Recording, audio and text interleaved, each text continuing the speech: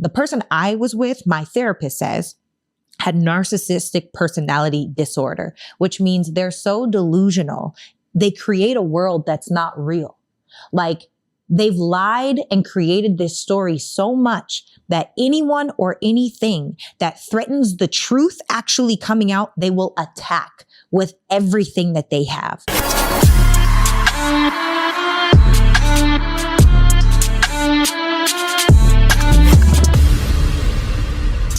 What's up, guys, and welcome to another episode of It's Giving. I am your host, Sarah Fontenot, and if you have not yet, hit that notification below, hit the subscription, hit that button below and get subscribed. Make sure to hit that little bell so you get a notification with each new piece of content. Now, you guys know we have been getting an overload of questions from our givers, okay? We've kind of even moved a little bit away from Reddit, although Reddit is still available. If you want to submit anonymously, hit that link in the description below. But we're getting so many questions that we're trying to get through all of your guys' questions. And so we're doing another questions episode. I'm joined, of course, by my girl, Anissa, behind the camera, who's going to be doing the questions. What's up, girl? What's up? What up, though? How you doing? I'm blessed. You just gave Detroit right there. And you Atlanta. What's up, Sean? That's better. That was very legit. All right. So today, guys, we are going to have a lot of fun. I hope. You know what kinds of questions we stand away from. Because y'all be playing with me. And I'm talking to y'all that are listening right now. She's laughing because she knows what we go through. The heat that we get. Can y'all just defend me? If you care about me at all, just go fight some people in the comments. I be wanting to come into the comments. I don't even comment back. But there are people who failed comprehension class. They don't want, it's like you could literally, it's like, and I full blown understand that meme that's like, man, I really love orange juice. And then people be like, you hate mangoes. What about bananas? You hate vegetables. Like, I actually just like orange juice. Whoa, like, damn, okay, well, great. That's what I understand social media as now. So at this point, I'm just telling my truth so that no matter what anybody has to say about it, it don't matter because it's my truth. You feel Facts. me? What we doing? What we starting with? I've been waiting. I've been itching. Oh, to Lord. ask this question. I already know what question this is. I need to grab my phone so I can do a Google search. What? Go ahead. Oh, yeah. Should a wife? I knew it. Obey. She was trying to talk about this question before the episode even started. I said, Anissa. Okay. Ask the question in full. Okay. Calm down. Should a wife obey her husband? Yes. Go ahead with your answer. Define obey. We are supposed in the Hebrew version. Not because when it was biblically written that a wife should obey her husband. Biblically written that a wife Hebrew should obey. I'm sorry, I can't. Okay. It is a commandment from God himself for a wife to obey and honor and trust her husband. So yes. Oh, let me hear it. Nope. I spelled Siri switched the whole word up on me. So I was like, hold up, because this is talking about grief and extension and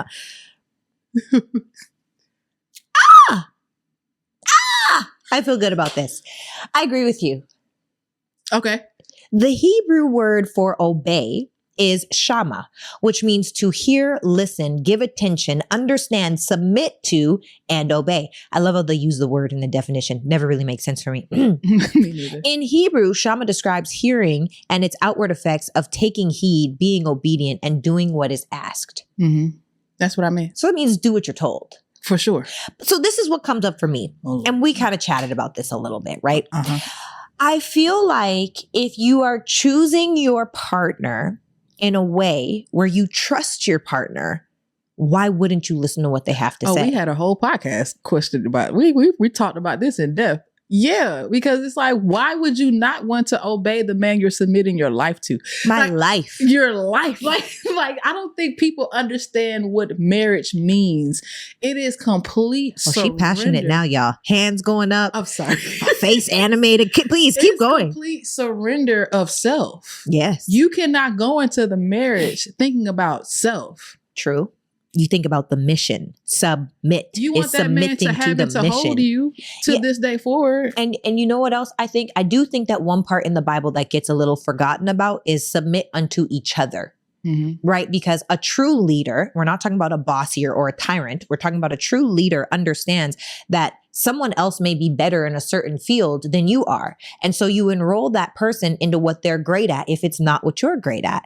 You know, someone may be better at paying attention to details or better at scheduling or better at initiating the hard conversations or better at emotionally regulating or whatever it may be, better at planning the date nights, whatever it is. Submitting doesn't mean that you only have to hear the word of what your husband has to say. Although I do think that if it comes down to him making a decision for y'all's lives, that's the leader you chose. Unless God is telling you something different, specifically, you should probably follow the lead that you chose.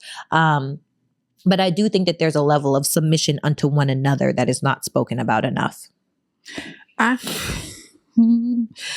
feel that that the reason why people have such a hard time with obeying anybody is just that they have a spirit of rebellion in them. But that's a whole nother topic for another day. Don't we all?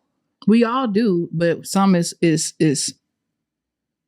more, what's the word I'm looking for? I'm definitely a rebel, but not with my man. But in life, y'all can attest for this. What are rules? I don't even really know, to be honest. I don't play that game. I feel like the verse that you were talking about submitting to one another. Are you looking it up? I am. Okay. I can't help it. I see you moving on your phone. Guys, I have this thing where I see everything. And if someone starts texting mid-conversation, I'm literally like, go ahead and finish. Yeah, she really is like that. I'll wait. Because I value my value system. And if you're on your phone while you're talking to me, She hates it. Not that I hate it. You could finish what you're doing and then we could talk after. And I'm okay with that. Or you could stop texting, one or the other, but can't be both. Can't happen at the same time. So you're looking up a verse. Okay, yeah. So I feel like, it was right. My whole point is we are supposed to submit to one another. But I feel like a lot of people have a problem with the roles of a wife. They don't like to submit. I don't think women understand what it means to be a wife until you are one. It's like you get thrown into the deep end and we pray to God that you can swim. You know what? I feel like for me, I'm the opposite in the sense where I've seen what marriage is. Not just to be married, but to be a wife and to be a husband in the dynamic of my parents. Now, are there 10 million exponentially to the 10th different ways to have a dynamic? Absolutely. But I like the dynamic that I experienced. And inside of that, I feel like I learned about communication. I learned I'm never going to argue in front of my children. My mom and dad never argued in front of us. There was a high level of emotional regulation and respect that they had for one another. Really? Yeah. I've seen them argue one time and it wasn't an argument. My mom left. She got in the car and she drove away. Like that was literally the argument. Right. So, and not to say that they didn't. As an adult, I went back and I was like, yo, I really want what you and dad. My mom had to have a whole sit down with me because I was like, I'm scared that people in this weak generation don't understand what marriage is and they quit. And I've never even seen you and dad fight. Like, why can't I get that? And my mom was like, oh, baby, we fought. Like we fought. We just didn't fight in front of you guys because it's not appropriate to have children inside of grown folk business. But we definitely had disagreements and a lot of them were very passionate, you know, and it just is what it is. So I think that when you, if you've never seen a marriage and you've also never been told about a marriage, like I know my mom has told women that are close to me in my family, oh, if you marry that man, you'll be a single mother with a husband. Mom, what does that mean? She told me this happened over a decade ago. You will be a single mother with a husband. What does that mean? Your husband is not going to help you raise your kids. Your husband is not like he's going to be there. You know, he'll go to work, but ultimately how the house is, how the family is, how the things are set up, Plus you have your life and you have to take care of him. You just need to understand what you're signing up for, you know? And a lot of women don't understand that they may think that they're signing up for marriage, but you're signing up to be a single wife with a husband. I know what that feels like. Yeah. It's a horrible feeling. Yeah. And so it comes back to people need to be aware of the work that is required inside of a marriage, which is why your girl's not married yet. Oh, sorry. That's not funny, but you know, like, why do you always have to revert back to yourself? I'm just, I gotta keep it real. You could have been married a long time ago. Yeah, definitely. Marriage is easy. It's not about being married. It's about the alignment. Mm-hmm. It's about the work. And if two people are not committed to the work, it's pointless. So do you feel like people that may not be 100% ready can become ready if they're willing to do the work? Yes. I think ultimately, I think marriage comes down to a few simple principles. Number one, I think you've got to be willing to do the work. It's us against everything else. It's never us against each other. Right. I think that also when you think about marriage, you've got to know how to fight. A lot of people get into relationships and will tear down their partner. Break them down. And you can't take back what you've said. Like you can apologize for it, but it leaves a remnants inside of you of a piece of like, I'm not appreciated. You don't really respect me. And once you start eroding respect and trust, the relationship is on its way to demise unless both of you are very intentional about healing that wound, right?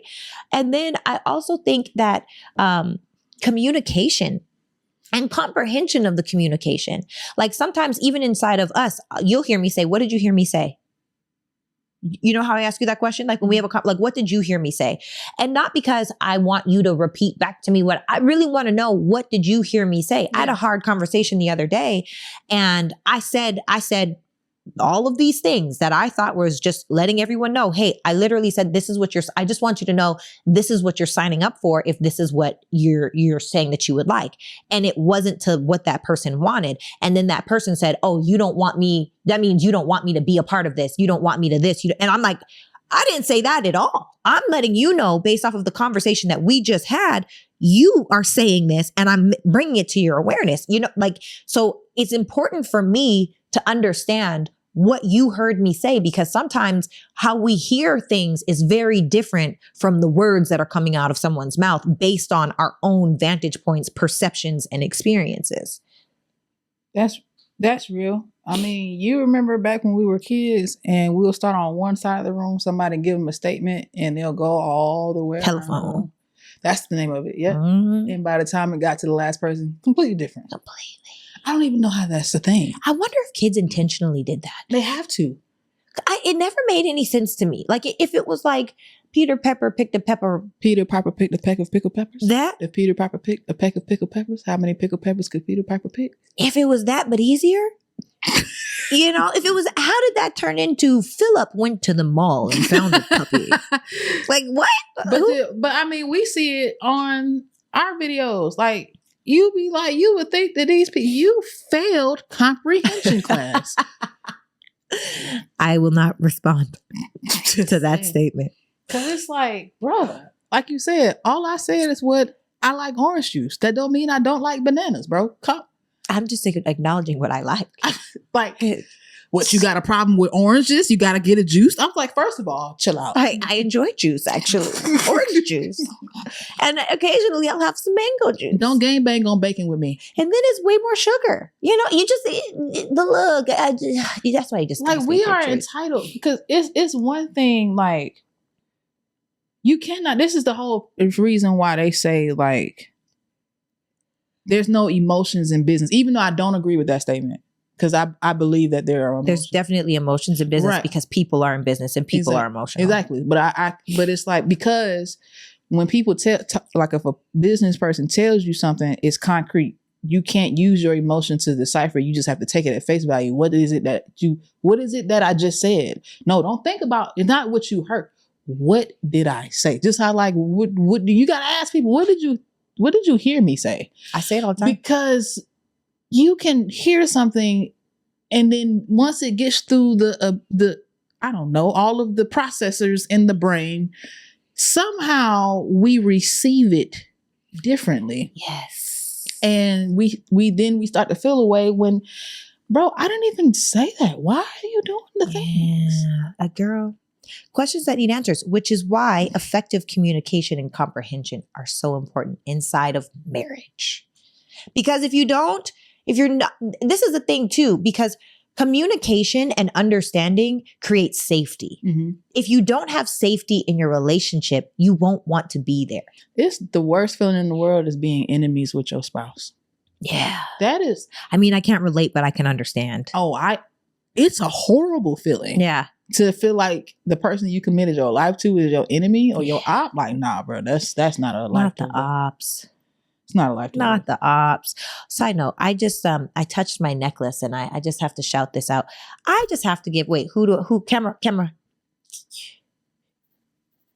This one. I just have to give a special shout out, okay? To Isaac over at Diamond Center in Westbury, New York. He created this custom It's Giving podcast pendant. Oh, but I'm so not like that. I'm like dainty. And I'm so grateful. You need to for just my get a beautiful, grill. Dainty, huh? You need to just get a grill and just get gangster with it. That chain needs a grill. Like this. That's what I'm saying. That's what I'm saying. Literally. Like, I don't even do it right. I gotta like growl. That's what I'm saying. Get real gutter with it. You feel me?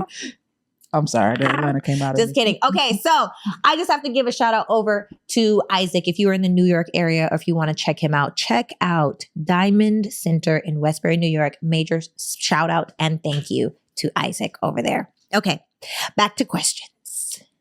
This is a good one. Okay. Can you trust your partner with non-income producing social media? I'm sorry.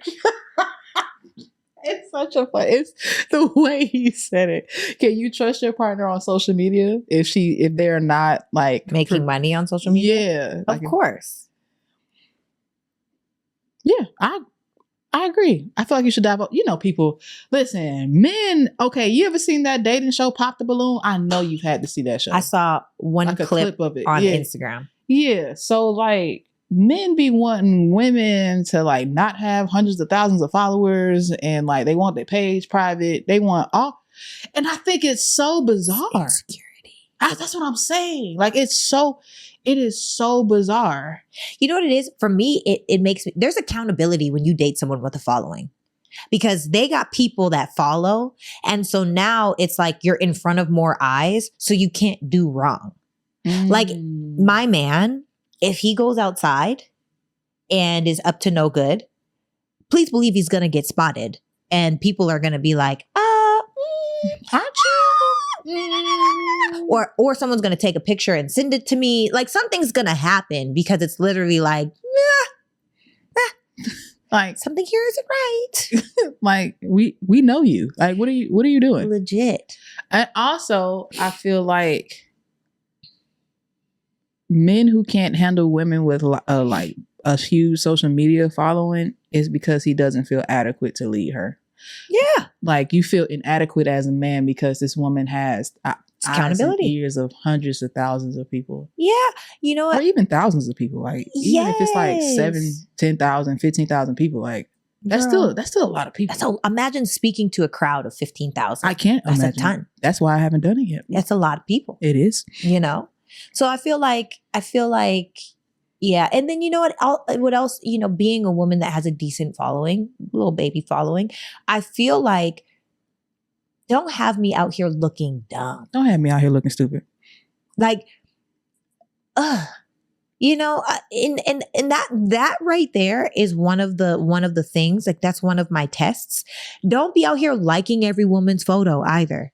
The thirst. Like, I'm okay if it's like, you know, business, whatever.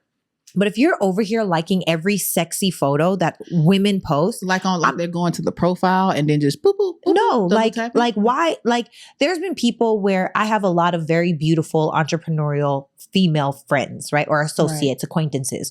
So we follow each other. And if I see your like under every photo, because you know it'll show you your connected friends, first name, you're the first name liking on every one of this girl's sexy photos. It's giving thirst to me. It's giving hell no to the no. Because what that says to me is you don't have discipline. Like it in your head. I also don't I get it. Do you? I do. I get what you're saying. Mm-hmm.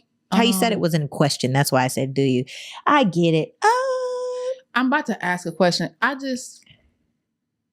Maybe not ask a question. I just feel like it's crazy how like I remember I was at my friend's house and he opened up social media and it's just ass everywhere. And I'm like, we gotta bleep the word. I'm sorry. Okay, timestamp that. There's booty rocking everywhere. Is that better? Yeah. And it's just like, as a man, like I feel like that's one of the reasons why it's so hard for men to be faithful to a woman, because all you see is like, no, don't follow it and don't like it and it won't pop up. You know what pops up on my timeline? Oh, I get it. Dogs, cats. You have an old lady. People in business, love. You have an old lady IG feed? For sure. Engagements. Like it's all beautiful mindset, self-love. It's what they're liking. That's what I'm saying. That's the point. You don't have discipline. Stop going and looking for it. Successful people are not successful because they're super ultra disciplined. It's because they don't put themselves into the situation. If you are going to follow every baddie on the gram, you like every photo of a baddie on the gram, you're putting yourself into harm's way. That's what I feel like. But I'm also, next level, probably crazy. And by crazy, I mean, I just have a very high standard for the person that I am and the person that I choose. Uh-oh. She did a grin, y'all. It was like a Grinch grin. Like this. You see this face? Yeah, it was like that. Okay. It's giving Grinchy Grinch. Because, man, these questions, I'm trying to stay away from the Bible ones. Uh-huh. Okay.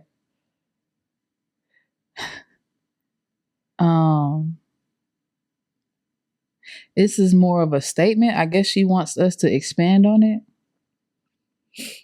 So, she's speaking on high value women spending years in a narcissistic relationship to only walk away broken. Oh, dang. Girl, you said it. You were with a narcissist. The thing about a narcissist is a narcissist goes for high value women. They don't seek the weak, the hurting, the wounded, because everything is a test and a game to them that they want to win. So they go after the woman that loves herself. They go after the woman that feels complete. They go after the woman that is financially successful, because ultimately it's much harder to break somebody down that's up here than someone that's been broken from the jump. That's not a challenge for them. They like the challenge. It's about the win and the chase, the kill, the conquering. So I can understand. I've been in a super narcissistic relationship that lasted me about 7 months. And I'm really grateful. Number one, I'm grateful for that relationship because I know, we all have narcissistic traits if you're even a little bit successful, but I didn't know this level of delusion could have happened. You expound on these things. Yeah. I mean, even in the beginning of our relationship, of that specific relationship, me and this man, we were reading a book called 101 Questions to Ask Before You Get Engaged. Right. So it's like the breadcrumbing. There was a lot of breadcrumbing in our relationship of we're going to get married. We're going to do this. He asked my dad for permission to marry me. So someone in the comments has said, I've been engaged 2.5 times. Right. And someone was like, can you please explain the half? Well, the half was the third guy asked my dad for permission to marry me in front of my mom and I while we were on FaceTime. And my dad was like, don't ever ask me that kind of question in front of my wife and my daughter. That's a man-to-man conversation. And immediately I got small. I was like, ooh, first of all, you don't know who my daddy is. Like, you tripping. And second of all, my dad is right. But it was a part of the breadcrumb, right? He wanted me to be a part of that conversation because to me, in the space that I was at, where I was in a rush to get married because my dad was sick. Yeah. He wanted me to hear that conversation. He wanted my dad to be like, oh yeah, of course you can marry my daughter, because it gives more to the picture that he's trying to create. When the truth was that man was not by any stretch of the imagination, even almost ready to be a leader inside of marriage. Only thing that man was really great at was, it was business, right? And that's okay because I went into it like, I can help him. I can fix him up. So we both chose from a space of lack, to be completely honest. And I was in a rush on top of that. So not that that person is a bad person. And I pray and hope that they've grown and, they're happy and all of those things. I wish that person nothing but the best. However, that experience allowed me to see that through planting seeds of detriment, of self-loathing, of disrespect, it does erode the way that you look at yourself. And even as an example, and I've shared this story before, I don't know if I've shared it on this podcast or on other podcasts that I've spoken on. I remember going to a comedy show to see one of my friends in a different state. And I'll call the state Wisconsin, and we went to see a friend of mine do the comedy show.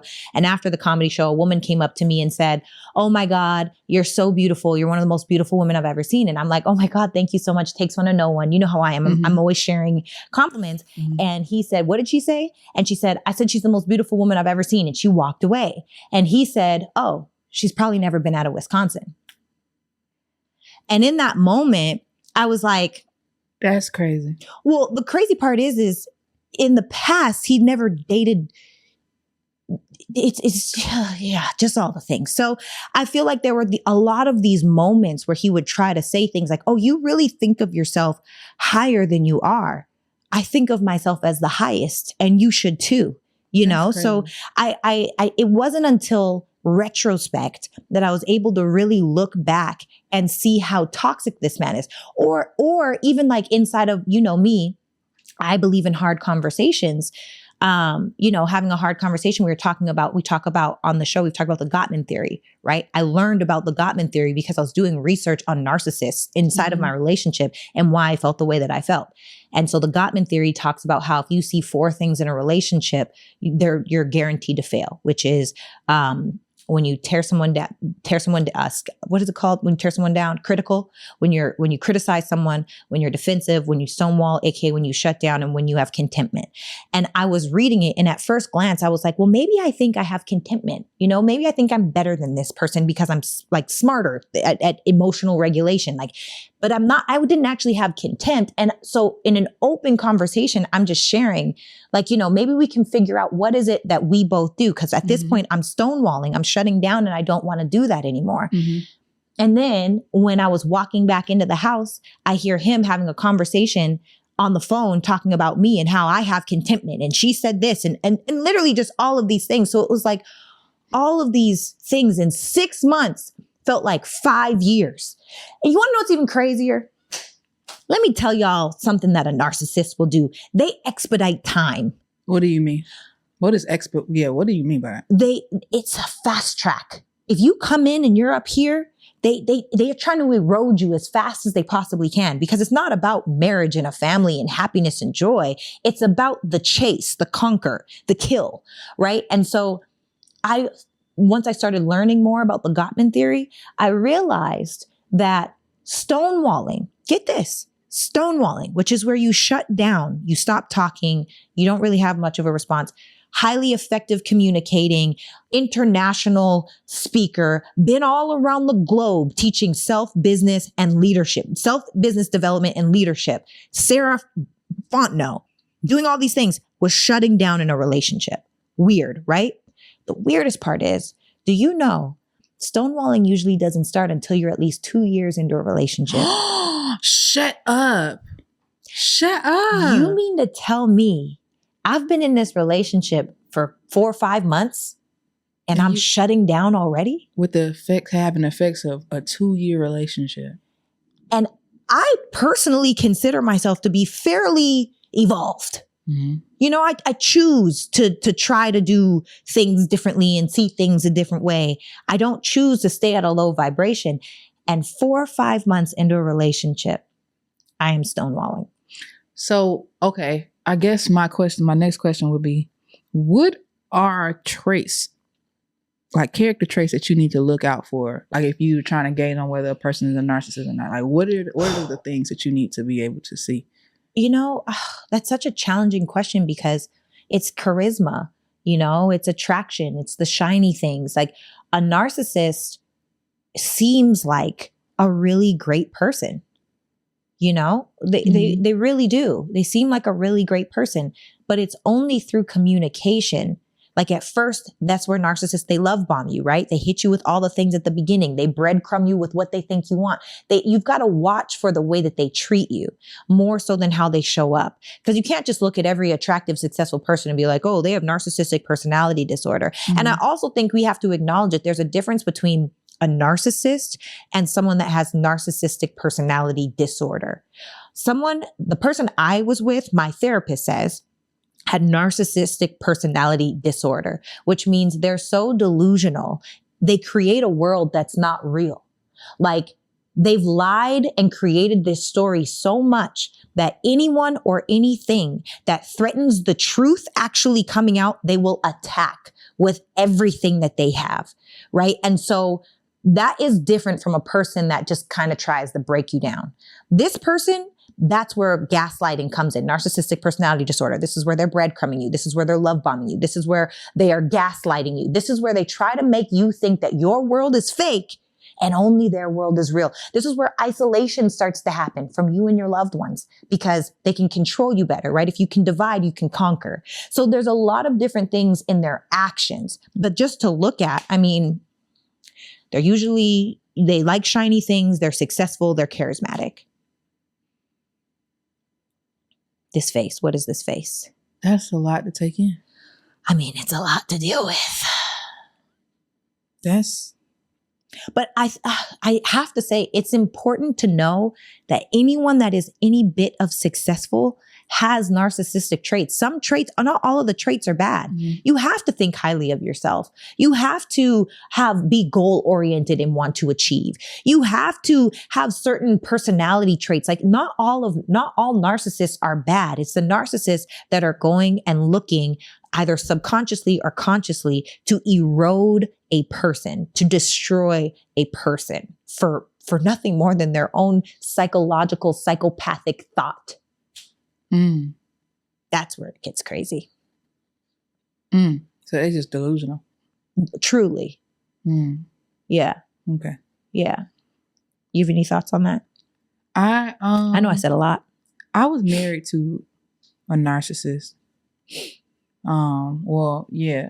I don't think he had narcissistic personality disorder. Am I saying that right? Mm-hmm. But the thing that I think that pissed me off the most in my marriage was when I would tell him how he's being disrespectful and he was like, well, you acting like I'm calling you out your name or something. Like he genuinely did not understand how he was being disrespectful. Like I had to break it down to him like he was a child. And I'm like, I would be like, there's just no way that you don't understand these things. Like I cannot be I'm the younger one. Cause I grew up in the age where the older people have the more wisdom and stuff. So I'm like, bro, you're like 12 years older than me. How do you not understand that what you're doing is disrespectful? Yeah.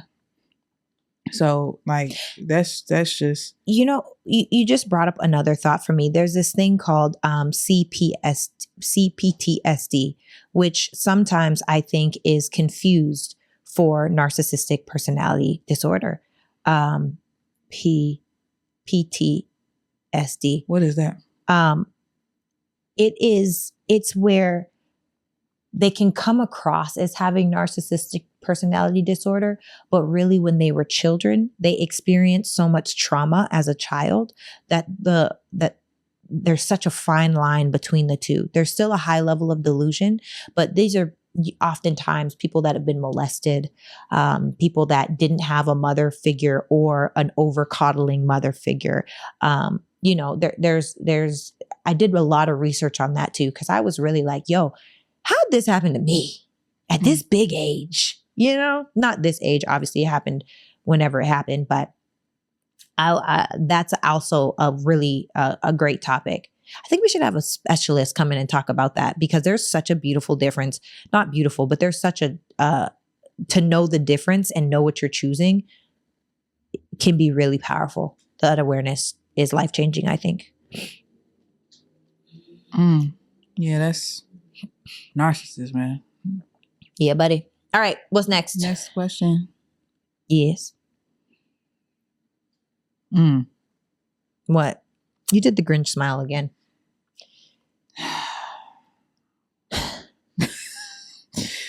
How do you build trust in relationships? I didn't ask this question. Why'd I look at you like that? Why'd I do her like that? How do you build trust? Integrity, openness, honesty. Do what you say you're going to do. I don't care if it's like, I'm going to get you a pair of socks. Don't forget the socks. You know, if you say you're going to do the dishes, do the dishes. If I can count on you for the small things, I can count on you for the big things. But if you tell me we're going to do, there's nothing that irritates me more, especially for men, than men that make all of these empty promises. And it could be something as small as, let's go get our nails done. Or it could be something as big as the big thing, whatever the big thing is, you know, like there's nothing that makes me look at a man. Like, remember how I told you I test? That's one of my tests. You fail that test, I don't trust you. For me, that's one of my standards. You only get but so many times to tell me you're going to do something and not do it. And I communicate it. Integrity is very important to me. Don't tell me anything you can't uphold because I don't need it. You ain't got the lie to kick it, Craig. You don't got the lie to kick it. But I think doing what you say you're going to do is ultimately life hack. That is very much so a life hack. Yeah. How can? Okay. Okay. If she is terrible with finances and he's supposed to make the money, how can a relationship thrive in that setting?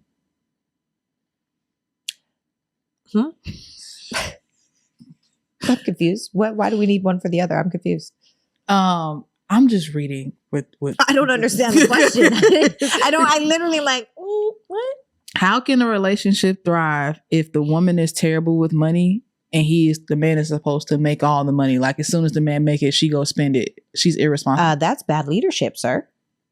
You think it's on the man? Absolutely. Where's she getting the money to spend? Oh, I see what you mean. How on earth is she spending? Why does she have access to it? Yeah. If you know your girl is bad, it's like if you know you married a crackhead, don't put her next to crack. What are we talking about? You know what I mean? Drug addict, heroin, probably not a good idea. If you know that your girl is bad at spending money, don't give her the money. Maybe pay the bills, give her a little baby allowance if that's what you want to do, but give her a credit card that has a limit on it. But that comes down to leadership. She shouldn't be able to have that bad habit if you're making all the money. Personally, I think. And also, one thing for her is if she does make some money on the side, maybe a beautiful opportunity is to have a joint account where a certain amount of money goes into a joint account and the other amount of money as a wife and the other amount of money goes into your personal account, and you get to do whatever you want with your personal account. You do you, boo. But ultimately, I think that if that were the case, I'm separating. I wouldn't risk that. Personally, I would have a sit down with that person, because do you not want us to be great? Like, why are you spending all the money? Yeah. I wouldn't be giving a woman all of my money if it were me. If I was a man, I just wouldn't, unless she's my wife. And that's different. But even as a wife, there are some women that just don't understand finances. You hear about it all the time. Women that are married to wealthy men and then they die and they have no idea what to do with the money. Where's the money even coming from? All of these different things. And that's okay. If that's your role, that's fine. But sometimes those women are that way for a reason. You don't need to know where all the money's coming from, because you get to live your life the way that you live your life. The bills are paid and everything else is dealt with over here through investments or. So with that question, right? Do you believe that women should have a safety net bank account? Hell yeah, I do. Hell yeah, I do. So that he don't know nothing about? Nothing. You don't think that makes you untrustworthy? No. Why Did not? he ask me the question? I don't have to tell you okay, first of all, married or unmarried? Doesn't matter. Yes. What do you mean doesn't matter? My mom is calling. No, it does matter. But also it doesn't matter. A woman should absolutely have a safety net, especially women that are getting money from their man. Safety net. Strap me up, baby. So wait a minute. So you're saying when you get married, you're going to have a safety net? I will have a safety net in my bank account. I will have a safety net in the walls. I will have a safety net in an account overseas. Absolutely. But does that mean you don't trust your man? No, it means, what if my man tanks? I got us, baby. Because all this money that you didn't even know that we had, we have now. And also, what if we get divorced? I got me, baby. Isn't that having faith in the end? No, it doesn't matter. Whatever it's needed for, it will be there for. They call it a safety net for a reason. Yes. You know how many, personal story. I really shouldn't be telling these things, but I'm going to tell it. Okay, but before you tell your story, the reason why I asked that question was because it was on a podcast, actually. Yeah. They were talking about a woman who was married that her husband lost a job or whatever, lost his job, and he was trying to figure out how to like support her like a good husband is supposed to. And I think he discovered her safety net account. And I think she had like over $50,000 in there. I may be wrong about the number, but it was a lot. And he was like, I'm over here struggling with 2 jobs and you just got thousands of dollars just sitting. And I think he was like considering divorcing her for it, because it's like, why would you sit here and allow me to like struggle like this, knowing that you have this money and I don't have to like be so adamant about providing for you? Like, you can help me, but you're not helping me. Does that make sense? Do you think she's wrong for still keeping the safety net account to herself? Like, as like, this is mine. Like, I get you lost your job or whatever, and you want to do your thing, but this is for me. Yeah, I think it depends. I think safety net means if my man lost it all, I got you. You know what I mean? Like, I've got you. We got us. And also, I think that's why you have separate stuff going on. You know, maybe you give him half of the safety net to be like, babe, you know, we gonna be all right. I got this set up, whatever. We good for the rest of the year. The mortgage is paid. We good, you know? But girl, no, I think every woman should absolutely protect herself, even if it's through life insurance. I've been putting $5,000 a month into life insurance, and who knew that I had that money, and it's growing over time and it's as amortized and all, and I can borrow against that, all these different things. Like, describe safety net. You know, what, define that? I just feel like every person should have a level of safety net, not just women, but also men. I feel like the reason why men get so touchy about women having a safety net is like they don't trust him fully to be able to lead them for the rest of their lives. What does that have to do with you leading lives? I've had it all and lost it all, had it all, lost it all again, and built it back up. I've literally been myself, and I know how hard I work. I know how hard I go. So in business, we all know that success is on an upward trajectory, hopefully, but there are peaks and valleys and troughs inside of all of that, right? So I think that it's insecure to think that I'm just not supposed to do anything.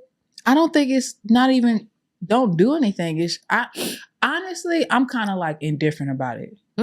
I don't know how I feel about, like, I'm all about like, what's yours is mine in a marriage. What's yours is ours, or what's yours is mine? What's yours is mine, and what's mine is yours. Oh, okay, it's a we thing. Okay. You know what I mean? In the very second, I believe in, we have a joint account, and then I have my account. He has his account. Right? I believe in that. However, when it comes into, I don't know, I'm still learning. Maybe this will change over time. But I believe that once I open an account and start just hiding away money, it's not hiding away. I think that's the problem. Is it not hiding? The vantage point. What do you think? So I tell my lady she has to have at the least $1,000 in her own account. Yeah. So I believe it's a safety net. I also believe, like you said, I think we should have a joint account that we do things together. I think it's very important for her to have her own money to enjoy. And I think also they should normalize men to have their own account too. Yeah. So then we can all do what we want with our money and do stuff together, which is our mortgage, which could be family vacations, which could be a class investment. It could be going back to school together, whatever. So things like that. And then when you want to go out shopping and do this, spend your own money. When I got money to do my thing and I want to get you a gift, I can take out of this versus the our account, because now it's like our gift versus I'm gifting you. She might be gifting me with something. Mm-hmm. She might want to have a girls trip on her own, or I might give her the girls trip. But I think at the least, it's important for everybody to have at least like $1,000 minimum to 6 months of savings. So those 6 months for a lady could be her let me get away money as well. Let's say I got 6 months to cover myself. So that's that. But I think there should be clarity. I don't think you should hide it. If I'm struggling, I'm supporting 100%. And you know I'm struggling, and you hide it out. That's what I'm saying. I think that could be disrespectful. So it could be disrespectful. It could also be shady. It can also be untrustworthy. It can be all these things. Because if we're talking about A through Z, that should have been deep, right? We can talk about it. Let's talk about it. Okay, you have your account. I'm not looking to get into your pocket. If we needed to, because I lost a job, I broke my leg, I can't work, whatever, let's tap into it. Yeah. I think that's different though. I think we're all kind of saying the same thing. I think that and maybe, did y'all hear me say that if my man loses it all, we got us? That's evident. You break your leg, we having a conversation, but that's when that conversation would come up. Right. I'm not talking about the conversation about my savings account. Just wouldn't happen. That's not what I wouldn't do it. And that's married or that's dating? I think it only matters when you're married. I feel like when you're dating, you can't tell me what I can and can't do with my money. But also, I feel like once we've established that we are dating or we're in a relationship that is headed toward marriage, I now have to restart to reframe my brain to think like a wife, or to handle our finances as if we already married, because that's what we're preparing ourselves for. So like you said, the conversation needs to be had. Yeah. I don't know. I'm kind of indifferent. I've never seen, like, my mother was never married, so I don't know. Oh. So yeah, I've never seen, so it's just like, do you think your mom has a safety net from your dad?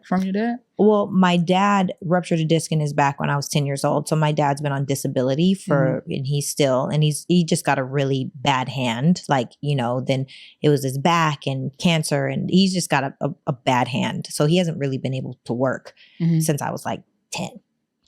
Yeah. But my mom is a 6-figure earner. But my mom still made my dad head of household. Like, she never. That's beautiful. Yeah. I've never seen my mom be like, this is my money and you get, like, I've never experienced that. It was very much my dad makes the final decision. From what I can remember growing up, I don't know what they do now, but for the most part, they both spend the money together. It's not like your money or my money, but but my mom has like RRSPs, different investments too. I wouldn't say it's a safety net in the sense of if anything goes wrong, not in the sense that they break up. Yeah, I see what you mean. I like that. I love that. Your mom should be on this podcast. I can't wait for her to come on this podcast. It's about to be lit. I should have answered her FaceTime call. Been like, all right, mom, you're on the couch right here. Let's talk about it. Okay, we're gonna keep this a general question because I feel like they were asking you this. What is it? I'm gonna switch it. It says, why are people scared to commit in relationships by letting their past experiences robbing them of their joy? Like, why? How they gonna ask me that question? That was like specifically to me? Yeah, like about me? Like, so I'm making it general. The person said, why are you scared to commit in a relationship? They said, why are you, Sarah, scared to commit to a relationship? They didn't say your name, but they said, don't let your past experience rob your joy. I appreciate the pep talk. Thank you, friend. I'm sorry. It's very kind. But I was just going to stick with, why do you feel like people are scared to commit in relationships? Or why do people let their past experiences make them afraid to commit in a relationship?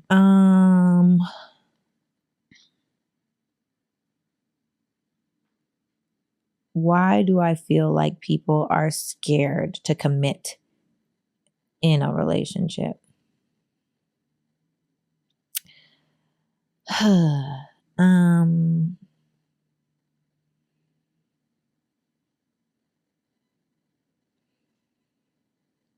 I think if they're anything like me, I think it's because a lot of people are quitters. And I don't want to get into a relationship with someone that's going to quit me because I didn't make the bed that morning, or because I, wasn't able to answer the phone when they called me, or because I didn't text back in a 3-minute response time. I feel like people quit. And for that reason, until I see, the same level of understanding or more of a level even than the one that I currently have, I'm not interested. And I think that goes back to when you love yourself genuinely. Mm-hmm. A relationship is an addition. It's the icing on the cake, but the cake is good by itself. So I feel like the cake is good by that's a bar. It is. I honestly don't even like icing, to be honest. Okay, now you pushing it. I'm just saying. I don't. I don't like sauce. I don't like icing personally. If you get one of them cupcakes with all the stuff on the top, I'm like, yeah. I literally only eat that part of the cupcake. I don't like the cake part. We'd be a great couple. You would be. I mean, if you were a man. Yeah. Or if I was a man. Or if we were lesbians. I just made it so complicated. It could have been so easy. Wow. True. Oh, man. I'm sorry. Yeah. But yes. I think that's why people are afraid to commit. And I also think a lot of people are not afraid to commit to the BS because they just have warm body syndrome and they want someone to lay with at night. Warm body syndrome. Yeah. Expand on what warm body syndrome. It means you want a warm body at night to lay up next to. You want someone that you can... Legit? Yeah. I just went out with one of my homies yesterday. He treated me for Mother's Day. Oh. Took me to dinner. Oh. He legit... Anyway. Legit. He told me... Is that why I didn't get a text back in a timely manner? First of all, no, I know you ain't talking. You went a whole week without texting me back. I was working. I'm just sun up to sundown. Goddamn. Sent the message. I was like, dang, does Sarah hate me? What did she do? Girl, I was working. I was in slavery, modern day slavery. Back to you. So he he told me I have not been able to have a full night's sleep in 6 years. He's been divorced for 6 years. And I was like, warm body. He needs a warm body. Warm body syndrome. I actually almost felt bad for him. I mean, that sucks. Sounds like a lover boy. Yeah, that ain't my problem, though. Oh, I was going to say, is this a lover boy? No. No. No. I have to catch you up on some tea about that anyway. Okay. Well, unless you want to get into God questions. This is okay. This is a good question. Okay, it's the final question. I feel complete. Why is fornication acceptable in today's society? I'm sorry.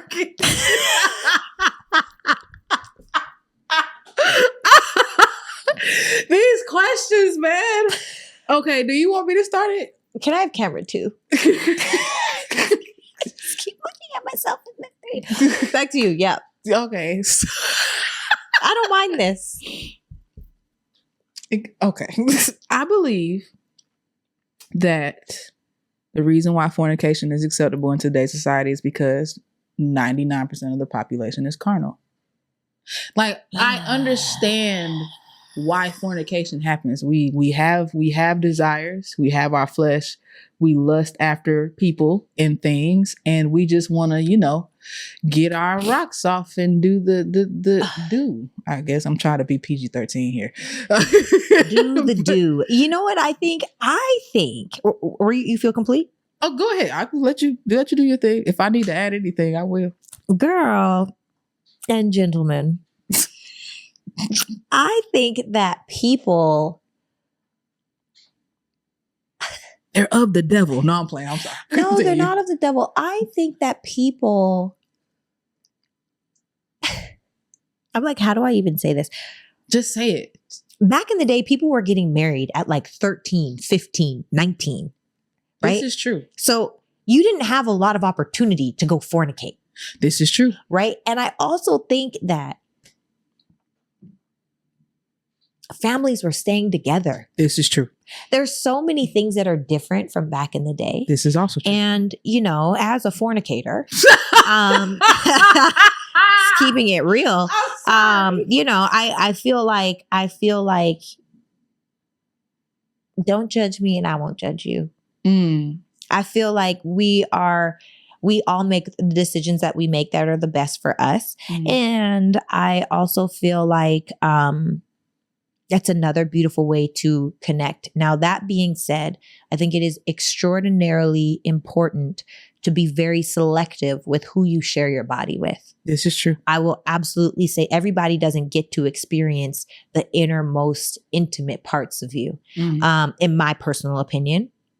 Not only because your reputation is important. Not only that, but because there's reality and science proven inside of soul ties. There's reality and science proven that our grandmother had us inside of her before she birthed our mother, because we were already inside of our mother before she birthed us. Like, we are 2 generations. That's why generational trauma is a real thing. It's a thing. Right? So if you're just allowing anybody to come in and vex your spirit, you're allowing anyone to come in and literally, right? Like, like give you their demons.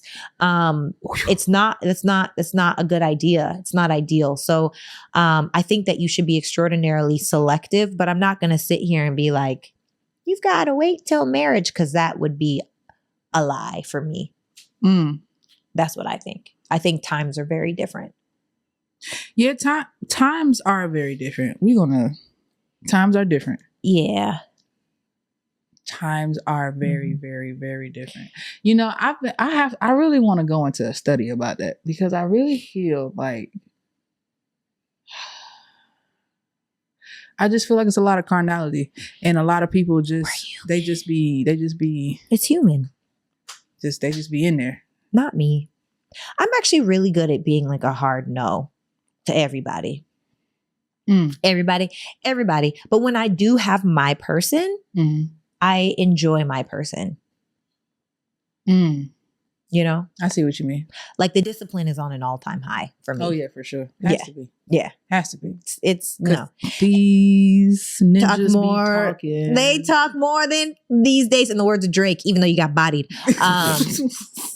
These ninjas talk more than bees these days. And I like being exclusive, personally. Yeah. I enjoy that for me. Yeah, I love that. Can't say nothing if you don't hear nothing. I mean, you could say it all, but it won't be true, so I don't care. Yeah, but then it wouldn't matter. Yeah, but men lie. Yeah. Oh, well, yeah. Men lie all the time. Oh, yeah, I where, when, how. Sir, cut it out. Just cut it out. This is true. I'm not saying that I don't know if men talk about me. I don't feel like I have enough men around me that would do that.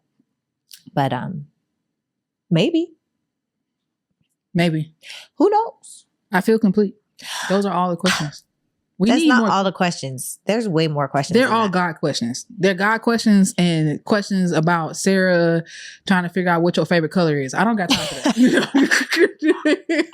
We appreciate all questions, guys. So let's say this. If you are excited to submit questions, if you are excited to submit either anonymously or non-anonymously, hit the link below. We do have our Reddit if you want it to be anonymous, and we have our MsSarahFontenot.com if you want to submit, find out more about the podcast, see the things that are coming, join the newsletter, which is free, by the way. We love free 99. If that's you, then make sure to hit that link in the description to get all connected. Guys, today was amazing. Major shout out to Kenny and Anissa, who absolutely killed it today. And if no one has told you, you are freaking phenomenal. Bomb.com, nothing can stop you but you got to do something about it. Love you guys. Bye. Bye.